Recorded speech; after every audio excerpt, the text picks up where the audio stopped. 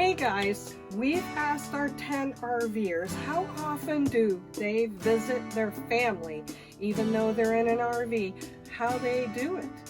So stay tuned, we'll be right back and we're going to share how they do it and then how we do it.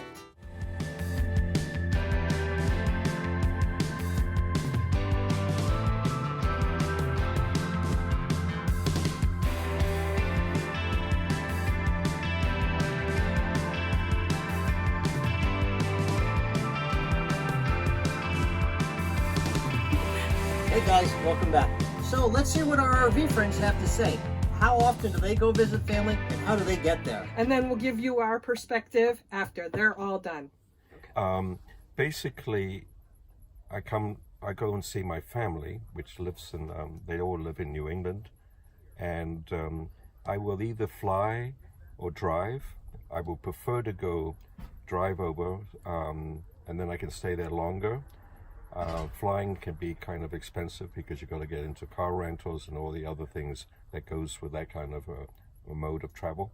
So I go about once a year to see my family, and sometimes they come out to visit me. So it's very flexible.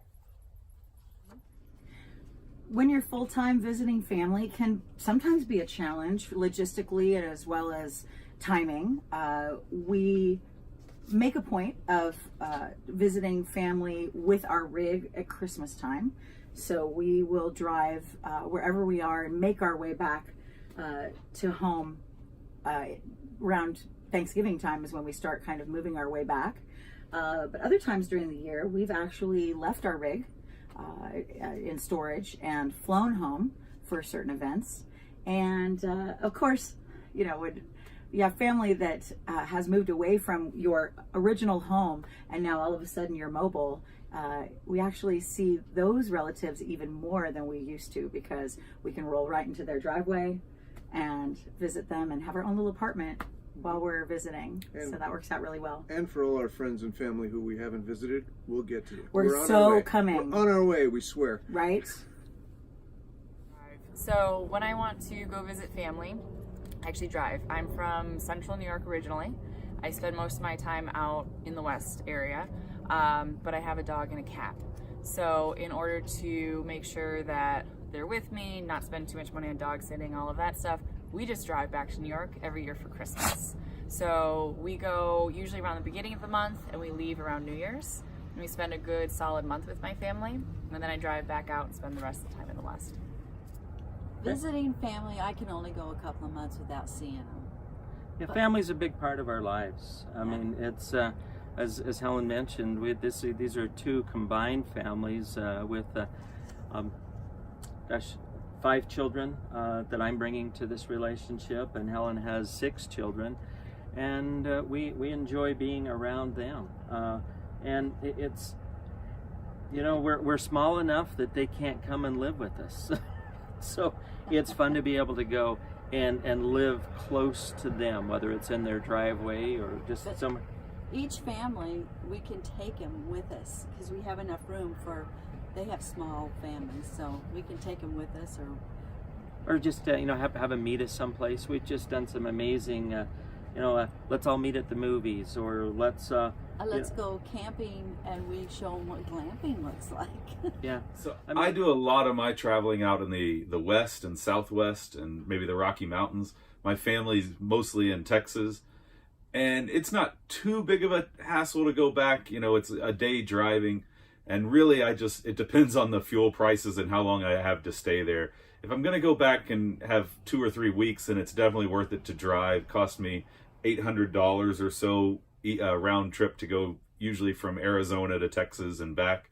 But if the fuel prices are high, or I'm just going for an event like a birthday or holiday, I'll just fly back. I found it's a lot easier.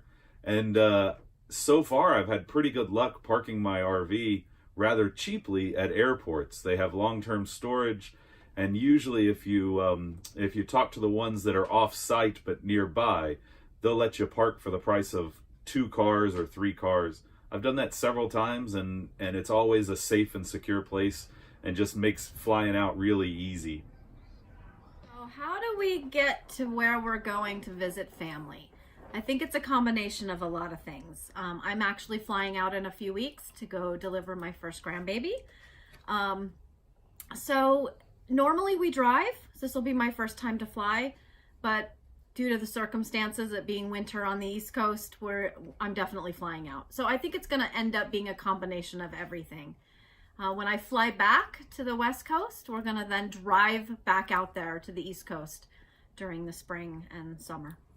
Yeah, we have a couple big family events coming up besides the birth of our first grandchild. Yes, we have a graduating college student. Yes, our Different daughter's going to be child. graduating. Yeah. She is not the one having the baby. So we are going to be driving back out east, which is we're going to be there springtime, so it shouldn't be too bad of a deal. Being that Pennsylvania was where our previous home of record was. It's seasonal there. RVing is very seasonal there, so we're kind of limited by that. Okay. I have 3 grown children, and they live in Washington, Oregon, Arizona, and I am almost always out west. I've been lots of other places too, but that gives me a good opportunity to travel from one to the other to the next, and I see them often, several times a year, and I just go there in my RV. An exception is going to be this year, where both at Thanksgiving and Christmas I'm going to be with different kids, and I'm going to fly to meet them and leave my RV here in the Southwest where I am now, and fly home, and that'll be the first time I will have flown in the 4 years that I've been RVing. So change of pace.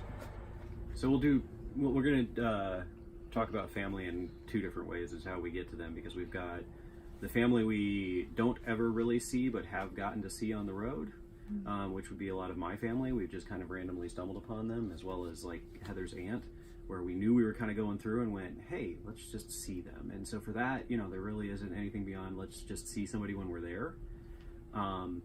And then your mom. Well, I mean, and my parents.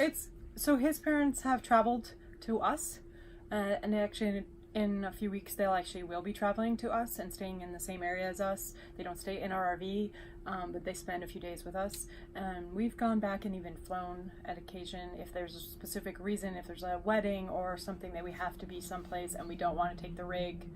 But yeah, we kind of, it's more fluid. There's not one way that we do it. Well, yeah, we were told at one point you are going to be here for Thanksgiving, so we made that happen. So it just depends.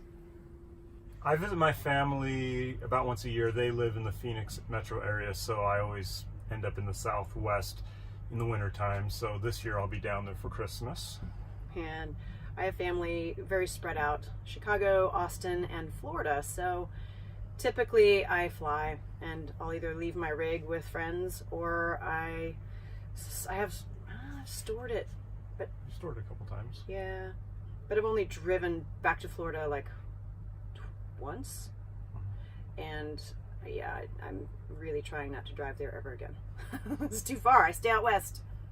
Exactly. How often do I visit my family? Well, I've been on the road for 1 year, and in that year I made a promise to them that I would visit them 1 year later on the road, so that I could tell them all my fun stories.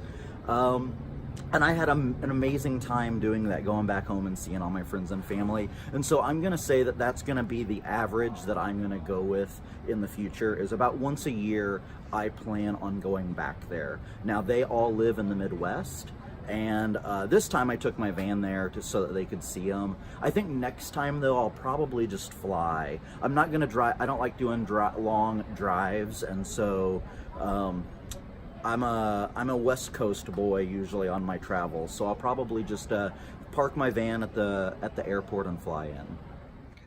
Wow, those sure are some interesting answers. It looks like it's a pretty even split between who flies back to family and who takes their RV. But there were some really creative answers as far as storing their RV at the airport so they can then fly out. And I think one of the big issues is if you are RVing with pets, especially like us, we have 2 cats.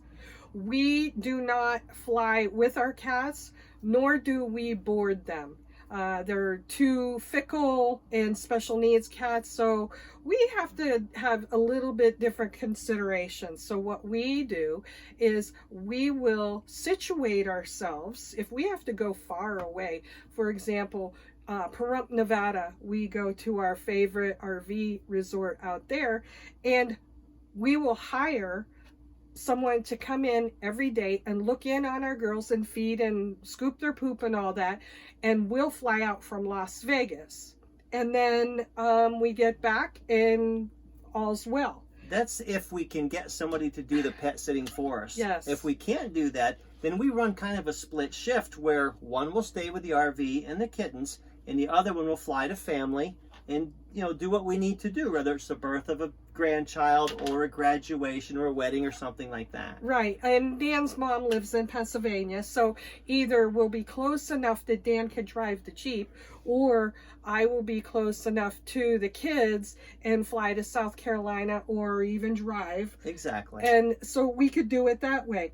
And then the ultimate, of course, and we are doing it this year, is we're going to be on the East Coast, and we've already planned that we are going to spend Thanksgiving and our grandson's birthday with them, and then we're going to kind of meander about that area, and we're also going to spend Christmas, and we're going to park at a nearby RV park or campground. So there you have it, the answers of our 10 RV friends, and our own answer to tell you this is what you have to do if you want to visit family and friends and you're going to be a full-time RVer. So as you see, different strokes for different folks, whether you have pets or how far they are, that's how we all do it.